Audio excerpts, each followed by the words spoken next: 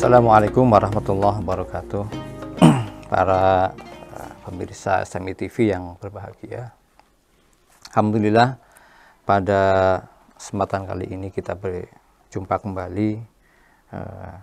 Kali ini kita akan membahas sedikit ya tentang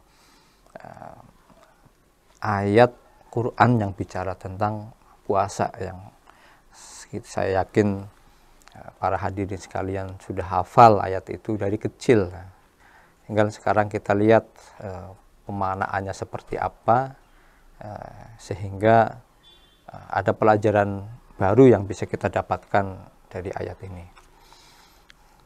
Allah Subhanahu wa taala berfirman, A'udzubillahi minasyaitonirrajim. Ya ayyuhallazina amanu kutiba alaikumussyam kama kutiba alal ladzina min qablikum la'allakum tattaqun. Ya ayyuhalladzina amanu, wahai orang-orang yang beriman. Yang dipanggil di sini adalah orang-orang yang beriman. Karena ada juga Allah memanggil orang-orang yang lain. Misalnya, ya ayuhan nas, wahai manusia. Ya ayuhan nas, u'budu rabbakumul ladzi khalaqakum wal ladzina min qablikum la'allakum tattaqun. Ya. Wahai para manusia.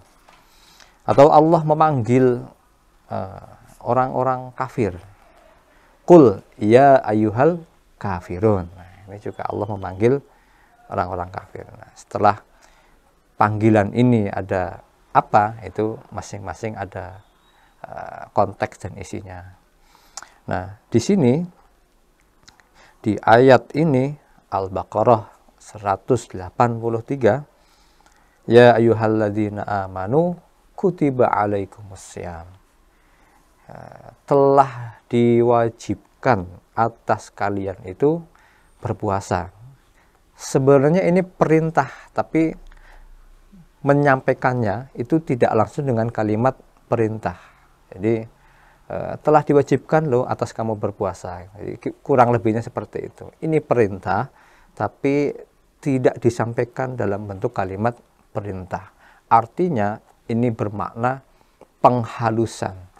Jadi secara halus, secara lembut gitu ya, Allah Subhanahu wa taala menyampaikan kewajiban puasa ini kepada orang-orang yang beriman gitu. Sambil diingatkan, kama kutiba alal ladzina min qablikum, sebagaimana puasa ini juga sudah diwajibkan atas orang-orang sebelum kamu. Jadi kita bisa ambil kesimpulan, umat-umat terdahulu sebelum umat Nabi Muhammad SAW juga mengalami kewajiban yang sama, yaitu berpuasa. Tinggal bagaimana syarat, rukun, dan syariatnya tentunya masing-masing punya syarat dan rukun sendiri. Nah, di kita juga sama, syarat dan rukun puasa sebagaimana yang sudah dituntunkan oleh Rasulullah Shallallahu Alaihi Wasallam. La'allakum tattaqun, mudah-mudahan kalian semua jadi orang-orang yang bertakwa. Jadi kalau kita lihat di ayat ini ada 3 kata kunci yang kalau kita runutkan itu ada keterkaitannya. Yang pertama adalah iman, yang kedua adalah asyam, puasa, yang ketiga adalah tattaqun, takwa. Kalau kita belajar sedikit tentang konsep dasar sistem gitu ya. Konsep dasar sistem itu sebuah sistem yang sangat sederhana, itu minimal ada 3 komponen. Yang pertama input, yang kedua proses, yang ketiga output. Nah, jadi kalau inputnya adalah iman, diproses dengan yang namanya puasa, outputnya adalah takwa. Nah, tinggal kita lihat nih, konteksnya seperti apa. Kalau kita sekarang sudah berumur 50 tahun, kita mulai puasa atau latihan puasa itu kapan? Misalnya umur 6 tahunan. Jadi anggaplah 50 dikurangi 6 tahun atau dikurangi 5 tahun, kurang lebih berarti misalnya 45 tahun. berarti sudah 45 kali kita berpuasa Ramadan.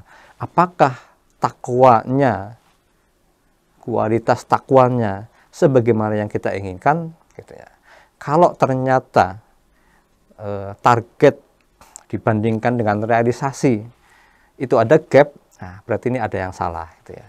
Ini berarti ada yang tidak sesuai standar kalau kata orang mutu ya. Jadi tidak ada yang belum sesuai standar sehingga menyebabkan target output tidak sebagaimana yang diinginkan. Nah, kalau ada seperti itu berarti kita bisa lihat ada konsep feedback control system. Jadi ada feedback. Ketika output tidak tercapai, kita lihat feedbacknya kemana. Apakah ke prosesnya atau ke inputnya. Kalau ternyata error di inputnya kita perbaiki. Kalau errornya di prosesnya kita perbaiki. Kalau errornya di input dan proses, ya dua-duanya kita perbaiki. Itu mudah-mudahan bisa menjadi evaluasi bagi kita bahwa semakin hari, semakin tahun, puasa kita itu semakin meningkat kualitasnya dengan cara kita bermuhasabah. Kita menghitung evaluasi puasa kita yang kemarin, kurangnya apa, dan seterusnya. Di puasa tahun ini kita perbaiki, kita tambah, dan kita sempurnakan, kita tingkatkan kualitas puasa kita. Demikian, mudah-mudahan bermanfaat. Barakallahu fikum. Assalamualaikum warahmatullahi wabarakatuh.